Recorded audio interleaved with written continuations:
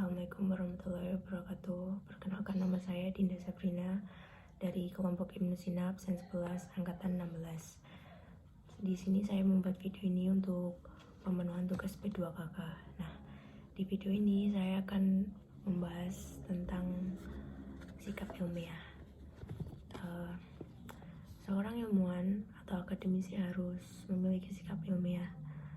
Sikap ilmiah sendiri dapat diartikan sebagai kecenderungan, kesiapan, atau ketersediaan seseorang untuk memberikan respon, tanggapan, atau bertingkah laku secara ilmiah. Sikap ilmiah muncul dalam diri individu karena suatu rangsangan yang disebut objek.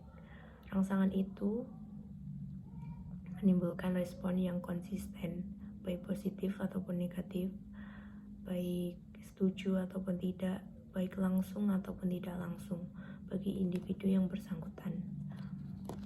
Sikap ilmiah terbagi atas beberapa poin, yaitu yang pertama keingintahuan atau curiosity.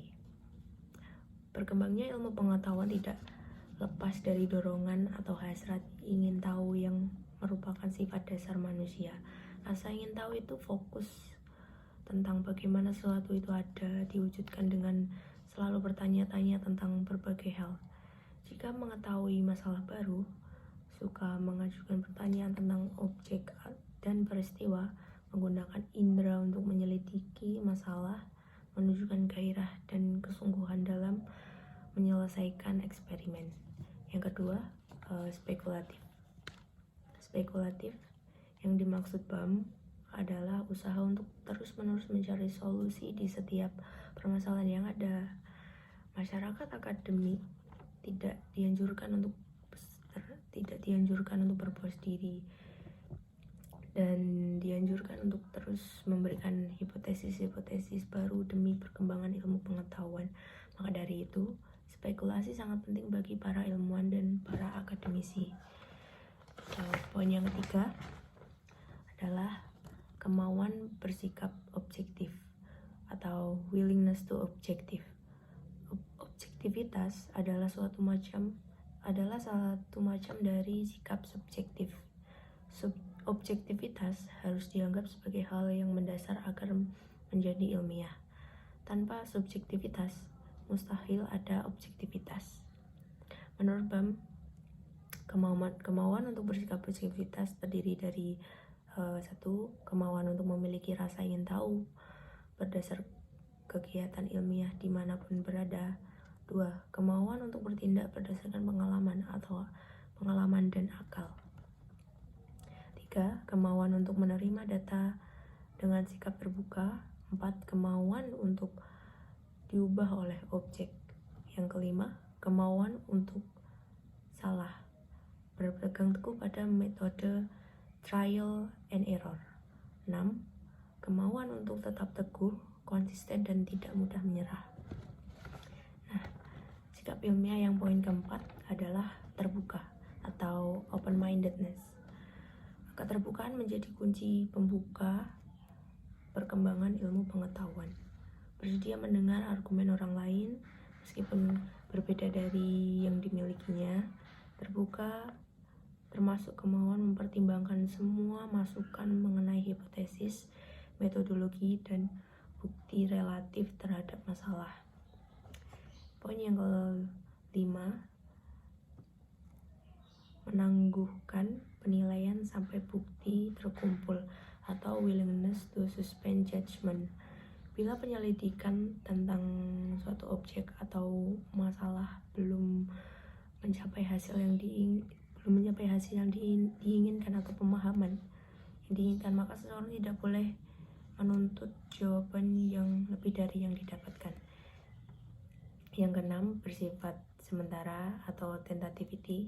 Sikap kesementaraan akan selalu meragukan validitas suatu hipotesis termasuk pengerjaannya, meskipun pengalaman cenderung memberikan keyakinan yang lebih kuat dan memandangnya sebagai kesimpulan. Bentuk sikap ilmiah.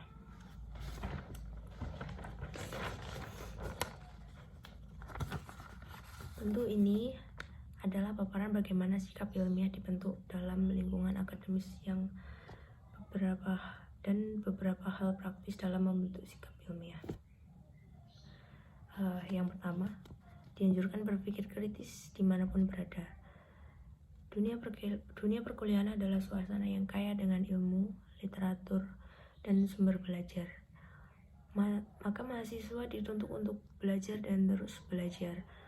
Saat ini materi kuliah tidak hanya bisa diakses dalam kelas saja, tetapi bisa diakses melalui internet. Dibutuhkan rasa ingin tahu, pikiran yang terbuka, dan berpikir kritis dalam menelusuri informasi yang didapatkan. Poin yang kedua, membentuk study club.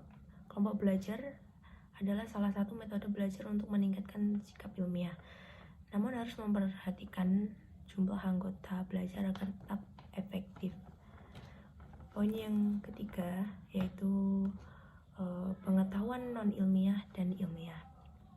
Menurut Sumargono, pengetahuan dibagi menjadi dua, yaitu pengetahuan non-ilmiah dan ilmiah. Pengetahuan non-ilmiah adalah pengetahuan yang dihasilkan tanpa menggunakan aturan metode ilmiah. Pengetahuan ilmiah adalah pengetahuan yang didapatkan melalui pengamatan atau observasi dan diuji secara kaidah ilmiah.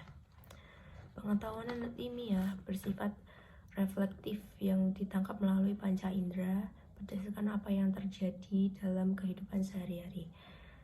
Kategori pengetahuan non-ilmiah bisa berupa pemahaman manusia terhadap hal-hal yang dianggap gaib atau mitos. Sedangkan pengetahuan ilmiah minimal memiliki 5 ciri pokok, yaitu 1. Empiris. Pengetahuan itu diperoleh berdasarkan pengamatan dan percobaan. Yang kedua, sistematis. Berbagai keterangan dan data yang tersusun sebagai kumpulan pengetahuan itu mempunyai hubungan, ketergantungan, dan teratur. Yang ketiga, objektif. Ilmu berarti pengetahuan itu bebas dari prasangka, perseorangan, dan kesukaan pribadi. 4. Analitis. Pengetahuan ilmiah berusaha membeda-bedakan pokok soalnya ke dalam bagian-bagian yang terperinci untuk memahami berbagai sifat, hubungan, dan peranan dari bagian-bagian itu. Yang terakhir, yang kelima, verifikatif. Dapat diperiksa kebenarannya oleh siapapun juga. Sekian yang bisa saya jelaskan dan sampaikan tentang sikap ilmiah. Apabila ada salah, mohon maaf. Wassalamualaikum warahmatullahi wabarakatuh.